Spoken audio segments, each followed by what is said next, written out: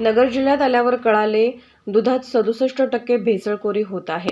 तसेच नगरमधील जनता जमिनीच्या ताबेदारीमुळे जास्त हैराण असून आमदार व खासदार यांनी ताबेदारीचे प्रस्थ चालवले आहे. गुंडांवरती त्यांचा वरदहस्त आहे. जणू काही अहमदनगर जिल्ह्यातील सर्व भूमी विखे कर्डिले व जगतापांची अशी टीका शिवसेनेच्या ठाकरे गटाच्या उपनेत्या सुषमा अंधारे यांनी केली. मातृतीर्थ म्हणजे जिजाऊ मातांचे जन्मस्थान. सिंदखेड राजा ते शिवतीर्थ म्हणजे शिवाजी पार्क अशी मुक्त संवाद अभियान यात्रा सुरू केली आहे. या यात्रेनिमित्त काल दिनांक 18 फेब्रुवारी 2024 रोजी सुषमा अंधारे यांनी राहुरी शहरात भेट दिली. या भेटीदरम्यान नागरिकांशी संवाद साधताना सुषमा अंधारे बोलत होत्या.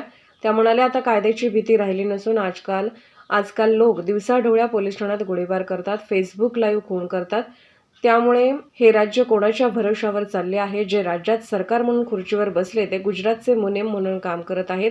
या सरकारबद्दल लोकांच्या मनात कमालीचा राग आहे. ज्या माणसांवर भ्रष्टाचाराचे आरोप केले त्यांना पक्षात घेतले, काहींना मंत्रिपदे दिली, तर अजित पवारांना उपमुख्यमंत्री केले. यावेळी माजी खासदार भाऊसाहेब वाघचौरे, नगर उत्तर जिल्हा प्रमुख रावसाहेब खेवरे, राहुरी तालुका प्रमुख सचिन म्हसे, रामदास गोल्हार, सुनील शेलार, दादासाहेब पवार आदींसह महिला शिवसैनिक मोठ्या संख्येने उपस्थित होते.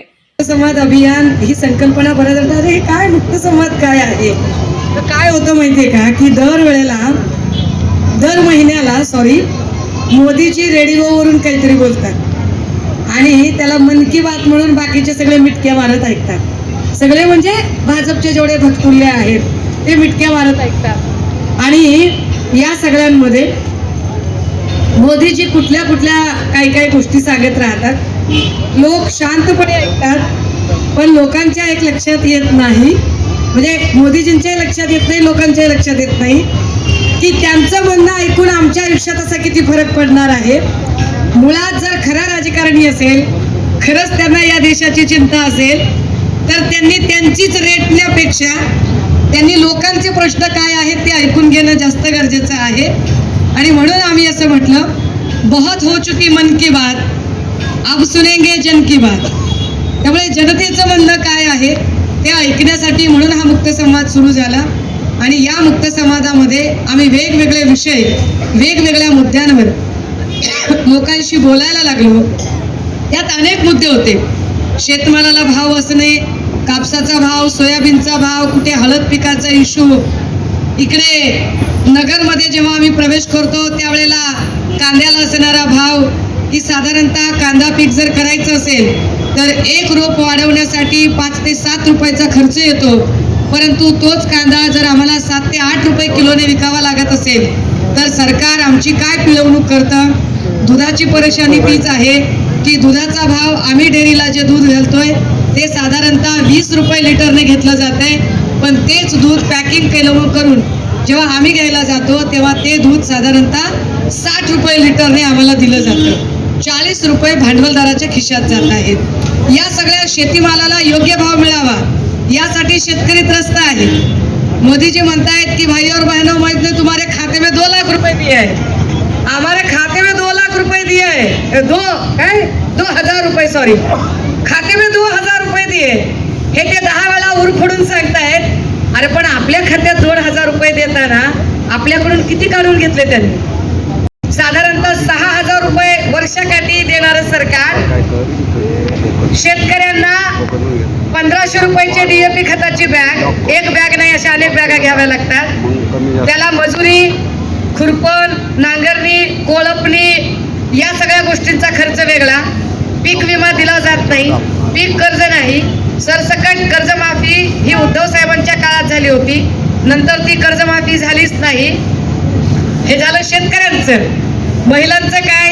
मी बुलढाण्यापासून फिरते, बुलढाण्यापासून ते आत्तापर्यंत मी जेवढ्या गावांमध्ये, जेवढ्या तालुक्यांमध्ये, जेवढ्या जिल्ह्यांमध्ये गेले, जर मी सलग 10 बायकांना विचारलं की घरकुल मिळालं का, तर 10 मधल्या 8 जणी सांगतात घरकुल नाही मिळालं.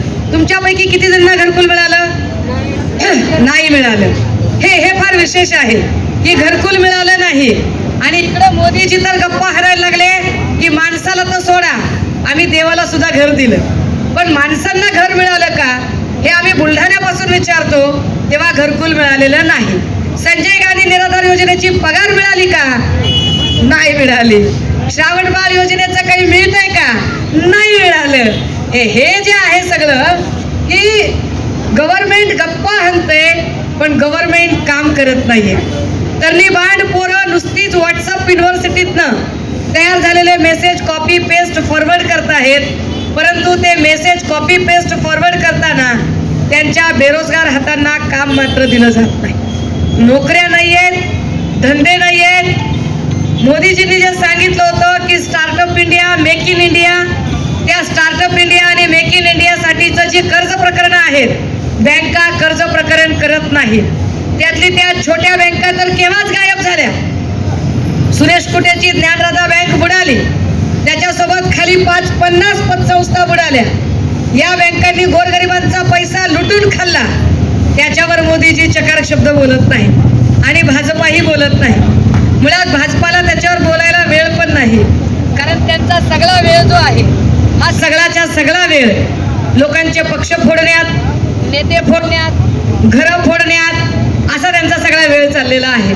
त्यामुळे त्यांना नेमके प्रश्न सोडवण्यामध्ये अजिबात रस नाही, तेवढा त्यांच्याकडे वेळ नाही. पूर्ण करून हे सरकार पाडण्याचा प्रयत्न केला, लोकांना हे अजिबात आवडलं नाही. ज्या ज्या माणसावर भ्रष्टाचाराचे आरोप केले, आधी अजितदादांवर 70,000 कोटीचा आरोप केला, दादांना उपमुख्यमंत्री, भावना गवळीवरती ईडी लावली, भावना गवळीनेच मोदीजींना राखी बांधली. प्रताप सरनाईकावर आरोप, प्रताप सरनाईक सरकारमध्ये. यशवंत जाधववर आरोप, यशवंत जाधव सरकारमध्ये. हसन मुश्रीफच्या घरी ईडीची धाड, हसन मुश्रीफ मंत्रिमंडळामध्ये. अशोक चव्हाणांवरती ईडीचे आरोप, अशोक चव्हाणही त्यांच्या सोबत. म्हणजे ज्यांच्यावर आरोप केलं ती माणसं त्यांच्या सोबत गेली आणि त्यांना फक्त आणि फक्त सत्तेतून पैसा आणि पैशातून सत्ता या दुष्टचक्रासाठी चाललेलं त्यांचं नाटक. पण या सगळ्यांमध्ये इथल्या गोरगरिबांचे प्रश्न काय आहेत, इथल्या शेतमजुरांचे, कष्टकऱ्यांचे, मुलींचे, महिलांचे, बेरोजगारांचे, सुशिक्षित युवकांचे, विद्यार्थ्यांचे प्रश्न काय, या प्रश्नांवर कोण बोलणार. आणि यासाठी म्हणून एकीकडे आमचे नेते सन्मान्य आदित्यजी यांच्या निष्ठायात्राचे दौरे चालू, दुसरीकडे सन्मान्य पक्षप्रमुखांचे दौरे चालू, तर तिसरीकडे अगदीच ग्रासरूट मधल्या माणसांचे नेमके प्रश्न काय आहेत ते समजून घेत ही मुक्त संवाद अभियान चालू आहे. या मुक्त संवाद अभियानामध्ये भीती वाटायची कायद्याची, आता ती भीती पण वाटत नाही. लोक दिवसा ढवळ्या पोलीस स्टेशनमध्ये गोळ्या घालतात, लोक दिवसा ढवळ्या फेसबुक लाईव्ह करून मर्डर करतात. आणि हा सगळ्यांचा जर विचार केला तर या राज्याचं कुणाच्या भरोसे चाललंय सगळं, हे राज्य कुणाच्या भरोसे चाललंय. तर या राज्यामध्ये सध्या जे सरकार नावाची गोष्ट बसली आहे ते इथले सरकार नाहीये, तर ते गुजरात्यांची मुनीम म्हणून काम करतात. जे चाललंय ते गुजरातमध्ये चाललंय. म्हणजे मी तुम्हाला आवर्जून सांगितलं पाहिजे, मी जेव्हा बुलढाणा जिल्ह्याचा दौरा करत होते तेव्हा तिथले लोक आम्हाला लोणार सरोवरची अडचण सांगत होते. समृद्धी महामार्गात ज्यांच्या जमिनी गेल्या त्या जमिनीला कसा पैसा मिळाला नाही त्यावर ते लोक बोलत होते. बुलढाण्याच्या पुढे आम्ही वाशिमला आलो, तिथे लोक कापूस आणि कापसाच्या प्रक्रियात्मक उद्योगांबद्दल बोलत होते. आम्ही पुढे यवतमाळला आलो, कापूस आणि सोयाबीनवर लोक बोलत होते. हिंगोलीमध्ये हळद पिकावर चर्चा चालू होती. परभणीमध्ये विद्यार्थी आणि नोकर भरतीचा प्रश्न चर्चेत होता. बीडमध्ये ऊसतोड कामगारांशी जेव्हा बोललो तर ऊसतोड कामगार म्हणतात ऊसतोड कामगार कल्याण महामंडळ काय चीज आहे आम्हाला माहितीच नाही. मग सभागृहात बसून जे लाखो करोडो रुपये ऊसतोड कामगार कल्याण मंडळाला दिले असं सांगितलं जातं, ते पैसे जातात कुणाच्या खिशात तर त्यावर कोणी बोलत नाही. इकडे नगरमध्ये आले, प्रत्येक जिल्ह्याचा वेगळा प्रश्न. म्हटलं नगरच्या लोकांचे काय प्रश्न आहेत. सकाळी 9 वाजता उठून गांधी मैदानच्या तिथे दूधवाल्यांशी बोलायला म्हणून थांबलो, तर तिथली लोक काय म्हणतात, ताई दुधात तर भेसळ आहेच आहे, 67% दुधात भेसळ आहे, भेसळीमुळे दुधाचा प्रॉब्लेम आहे. पण ताई त्याच्याही पेक्षा आम्ही हैराण कशामुळे आहोत, तर आम्ही ताबेमारीमुळे जास्त हैराण आहोत. दिसला रिकामा प्लॉट की मार ताबा, दिसली रिकामी जागा की मार ताबा. आमदार खासदारांनी ताबेमारीचं जे प्रस्थ चालवलंय, गुंडांवरती जो वरदहस्त आहे, मग ते कर्डिले असतील, जगताप असतील किंवा विखे असतील, या कर्डिले जगताप विखेंनी मिळून जणू काही असं ठरवून टाकलं की जसं आपण म्हणतोय की सब भूमी गोपाल की विनोबा भावेंच्या काळात सांगायचे, अहमदनगरमध्ये सब भूमी कर्डिले विखे जगताप की, बाकीच्यांनी काहीच बोलायचं नाही. या ताबेमारीमुळे त्रस्त झालेली लोक त्यांचे प्रश्न सांगतात. राजे हो, आम्ही या सगळ्या प्रश्नांच्या वरती जेव्हा चर्चा करतोय, भेटतोय, बोलतोय, तेव्हा एक लक्षात येत आहे की लोकांच्या मनात कमालीचा राग आहे. दीपक साळवेसह न्यूज 14 राहुरी.